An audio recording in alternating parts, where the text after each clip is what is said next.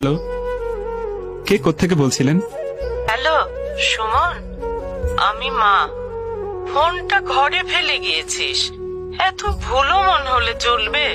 মা আসলে শোন, আজকে তো তোদের মাদার্স ডে, ভাবলাম তোর জন্য একটু খিচুড়ি রান্না করি, এত প্রিয় তোর। কিন্তু রান্নাঘরে গিয়ে দেখি একটুও মুগ ডাল নেই। তুই বাসায় আসার সময় 1 কেজি মুগ ডাল আর একটা ফার্মের মুরগি নিয়ে আসিস। আচ্ছা না, 2 কেজি আনিস। থাকলো লেবু আনিস। আর আমার হাঁটুর ব্যথাটাও এত বেড়েছে, কিন্তু ওষুধটাও।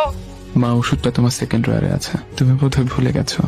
আর বাইরে খেয়ে আসিস না, তাড়াতাড়ি বাসায় ফিরিস। আচ্ছা তুই কাজ কর, রাখি রে। আসবো মা। আমি আসবো ফিরে, আমি আসবো ফিরে।